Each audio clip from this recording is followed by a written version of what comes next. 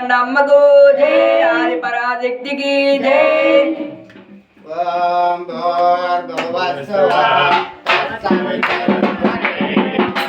భార్గో దేవస్య ధీమహి ధియో యో నః ప్రచోదయాత్ ఓం భూర్భువస్సువః తత్సవితుర్వరేణ్యం భార్గో దేవస్య ధీమహి ధియో యో నః ప్రచోదయాత్ సర్వమంగళమాంగళ్యే శివే సర్వార్థసాధకే శరణ్యే త్రయంబకే దేవి నారాయణి నమోస్తుతే ఓం భూర్భువస్సువః తత్సవితుర్వరేణ్యం భర్గో దేవస్య ధీమహి ధియో యో నః ప్రచోదయాత్ ఓం భూర్భువస్సువః తత్సవితుర్వరేణ్యం భర్గో దేవస్య ధీమహి ధియో యో నః ప్రచోదయాత్ సర్వమంగళమాంగళ్యే శివే సర్వార్థసాధకే శరణ్యే త్రయంబకే దేవి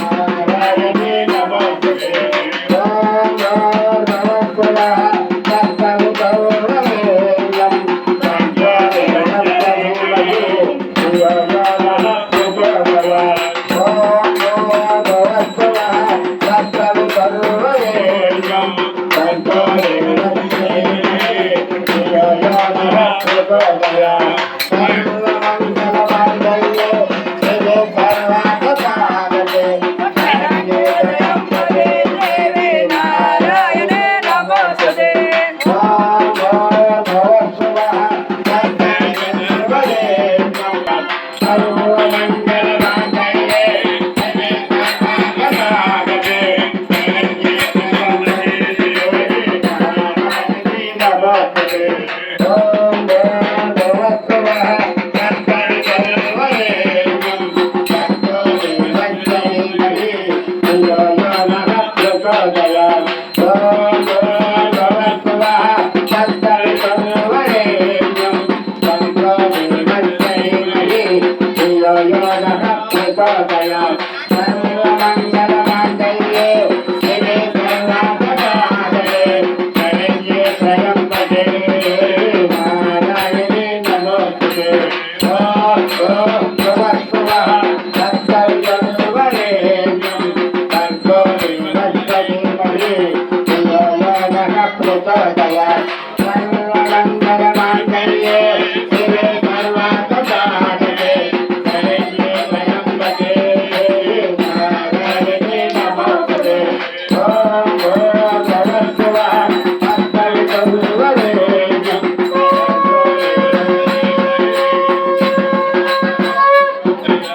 ఓం భూర్భువస్సువః తత్సవితుర్వరేణ్యం భర్గో దేవస్య ధీమహి ధియో యో నః ప్రచోదయాత్ ఓం భూర్భువస్సువః తత్సవితుర్వరేణ్యం భర్గో దేవస్య ధీమహి ధియో యో నః ప్రచోదయాత్ సర్వమంగళమాంగళ్యే శివే సర్వార్థసాధకే శరణ్యే త్రయంబకే దేవి నారాయణి నమోస్తుతే ఓం భూర్భువస్సువః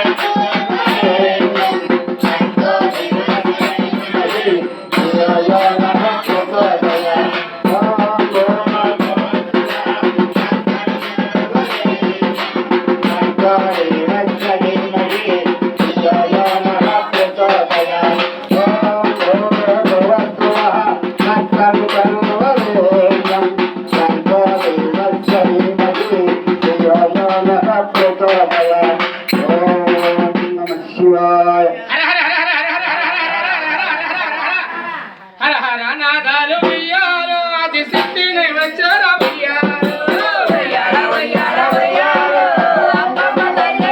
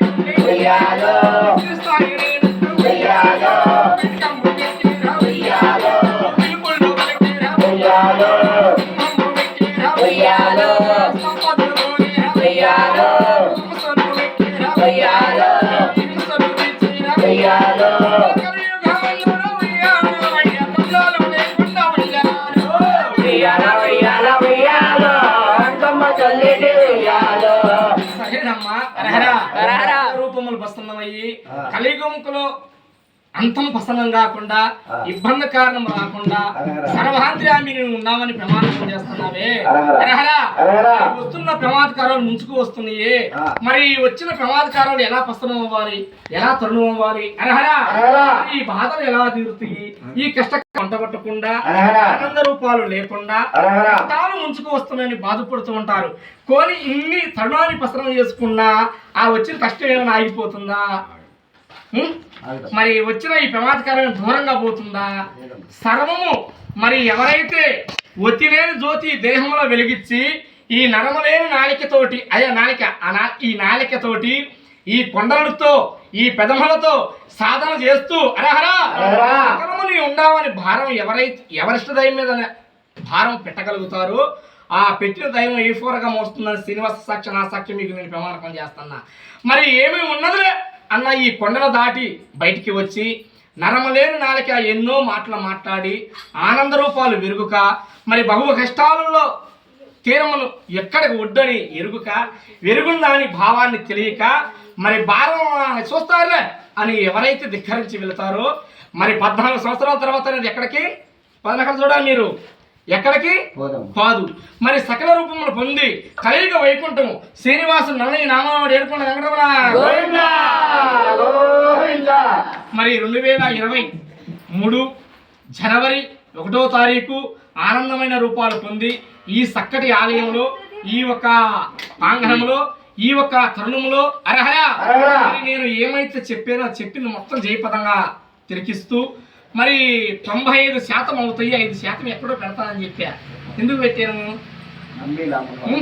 మరి నమ్మి నమ్మవారు మరి నన్ను దూషించి దుమ్మెత్తి పోసేవారు మళ్ళీ నేను ఉన్నాననే సత్యాన్ని తెలుసుకొని దైవ ఆగ్రహంతో ఈ ఆలయ ప్రాంగణానికి రావాలి. ఈ దైవం ఉందని తిరిగించుకోవాలి. ఈ ఒత్తిలేని జ్యోతి దేహంలో వెలిగించుకోవాలి. ఇంతటి మహత్యాన్ని తిరిగించడానికి 95 మందికి 1000 పవర్గా చేసి 5గురికే ప్రసన్నం చేస్తానని చెప్పా.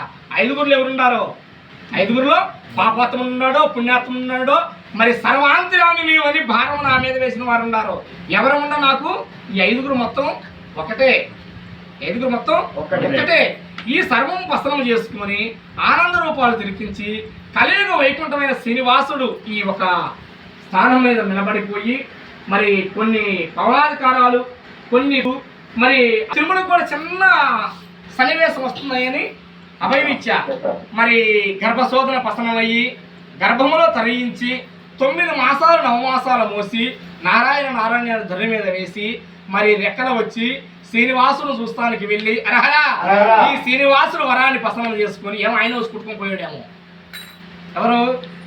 శ్రీనివాసుడు వచ్చి మరి ఈ ధని మీద ఆమెకు హక్కు తీరిపోయింది.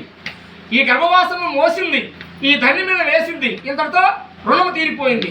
తీరిపోయిన వారికే వచ్చిపోతే తీసుకువెళ్ళాడేమో అని భారం తెలియక అదే సరుకు తీపి ఎక్కువ కడుపు తీపి అని చెబుతాయి తీపి ఎక్కువ. మరి నిన్ను వ్యక్తుల వండిన రాయి స్థిరస్థాయికి నిలబడిపోయిన రాయి ఈ గర్భశోధనతో పసనం చేసి ఆనంద రూపాలు తిరిగిచ్చింది. కానీ ఆయనకు అది జయపదమైన వరమే అవుతుంది.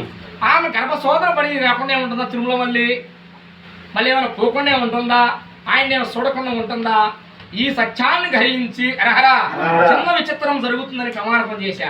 ఈ చిన్న విచిత్రంలో ఈ యొక్క దేహము వెళ్ళి పోయింది. మరి ఈ ఈ ఈ భారం ఎవరు మోయాలి? ఏం నగలు చూస్తావు? ఎవరు మోయాలి ఈ భారం? కదయ్యా, ఎవరు మోయాలి? ఆయన మోయొద్దు. మరి సర్వము తిరుమల పోయాము, ఈ ఒక తరుణం జరిగిందని మొయ్యాలి. ఆయన సత్యము లేదని దుమ్ము వెత్తి పోస్తారు. మరి పోసినందుకు ఆయనకి కలబిలు దప్పుతుందా? ఆయన దర్శన భాగంగా చూడకుండా ఉంటారా? చెప్పు. ఏది ఏమైనా 9 మాసాలు మోయటమే ఆమె వంతు, 9 మాసాలు మోసి నారాయణ ధరణ వేయటమే ఆమె వంతు. మరి చిత్రగుప్తుడు రాసి యమకు కూడా యమపాశం పట్టిన తర్వాత దైవం కూడా ఏమి చేయదని ప్రమాణం చేస్తున్నా.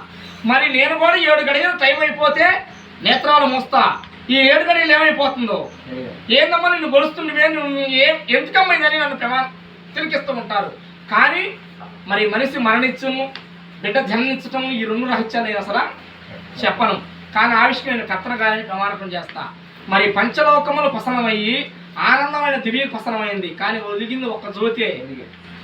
ఏం వెలిగింది? ఒక్క జ్యోతే వెలిగింది. కానీ మీరు ఏమన్నా తిరిగించారు ఈ జ్యోతులు ఆరిపోతాయి అని. ఈ జ్యోతులు కొండ ఎక్కుతేనే మేము ఏమైనా భావాన్ని పసనం చేసుకున్నారా?